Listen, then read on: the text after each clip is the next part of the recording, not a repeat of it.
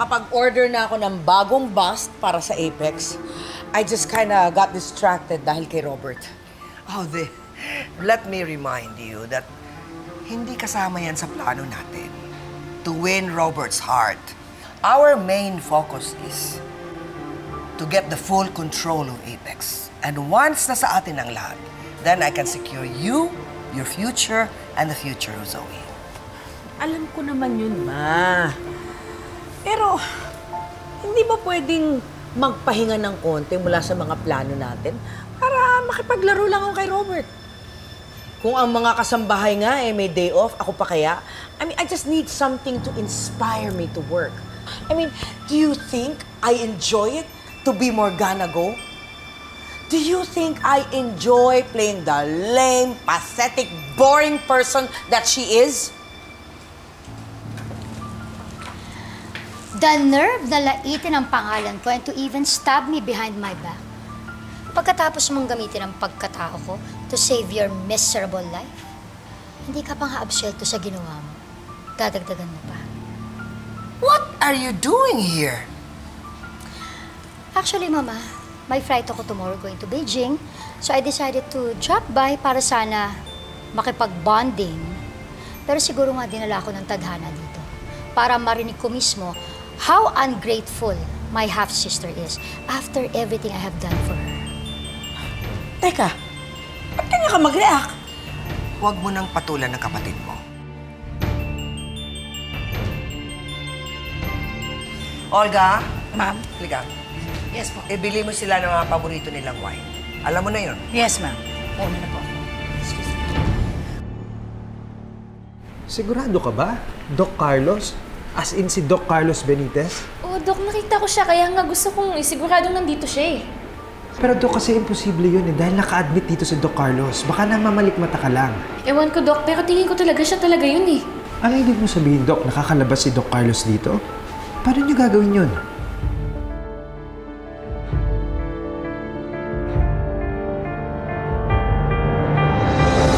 Can we just cool down, the two of you, for now?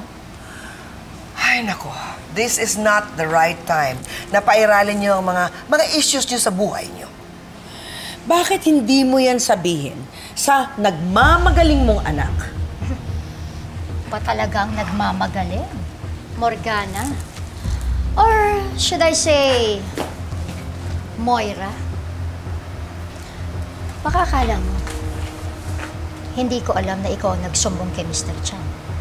Hindi ko alam kung anong pinagsasabi mo. Huwag ka na magmaang-maangan.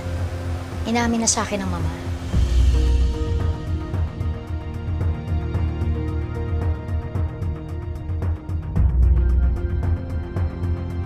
Good evening po. Hi, good evening, sir. Sir, gusto lang po namin makausap si Doc Carlos Benitez. Kailangan niyong bisitahin si Dr. Carlos Benitez? Opo, pasyente po siya dito. Gusto lang namin siya makausap. Sorry po ma'am, pero kasi gabi na. At lagpas na po kayo sa visiting hours. Balik na lang po kayo bukas. Ganun ho ba? Sige ho, babalik na lang po kami. Doc, Pero gusto lang po namin makasigurong nandito po siya. Nakita ko siya sa labas kanina.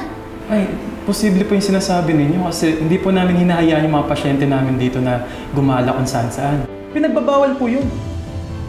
Sir, paano po namin masisiguro na totoo po yung sinasabi ninyo, na nandito po siya?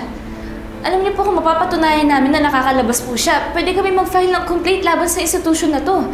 Kasi kayo po yung mismong lumalabag sa sarili ninyong patakaran eh.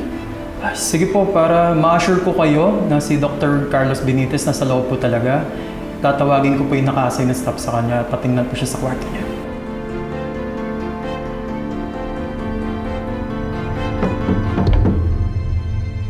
Si Olga siguro yan. Baka may nakalimutan.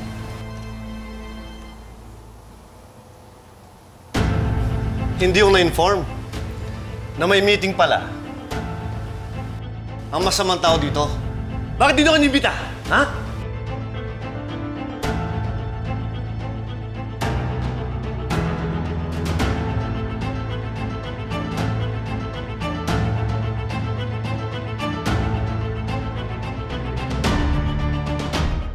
Anong ginagawa mo dito? Hindi ba dapat nasa mental hospital ka? Alam ko may plano ko sa mga tanyag. Dapat kasama ako. Dahil iisa lang ang goal natin. Di ba, Moira? I'm not Moira. I am Morgana. Sino ka ba? Naks naman. Paninindigan mo talaga ang acting mo na yan. Ako nga, nagpapakatotoo sa harapan ninyo na hindi ako totoong baliw. Kaya hubarin mo yung maskara mo dyan at tigilan mo pagpapanggap mo. Dahil hindi ako aalis dito hanggat hindi kita napapaamin.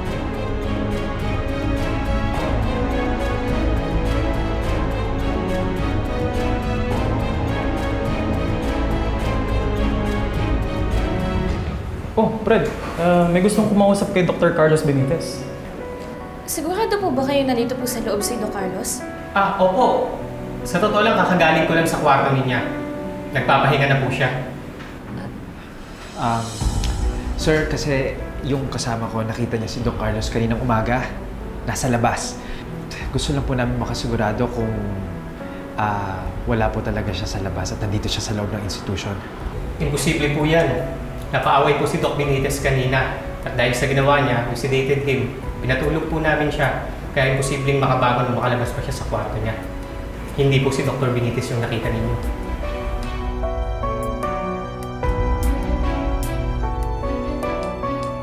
Mama, sino ba yung lalaking yan? Anong ginagawa niya dito?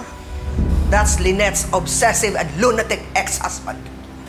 Pwede ba kung sino ka man, tigilan mo na to dahil wala ka namang makukuha dito eh. Wala na si Moira, patay na siya.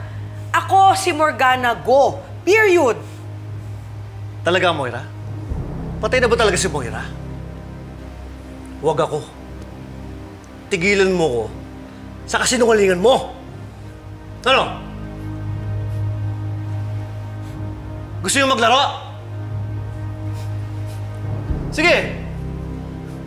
Pagbibigyan ko kayo. Kapag nasurvive yung laron to, diligtas kayo. Pero kung hindi, pasensyaan tayo Simple lang ang laron to. Ang tawag dito, isang galaw, isang putok. Ano, explain ko sa inyo? Tatalikod ako. Pag bibili ako ng 3, pwede kayong gumalaw. Pwede kayong tumakas. Pero pag nahuli ko kayong gumagalaw, bang! Ano?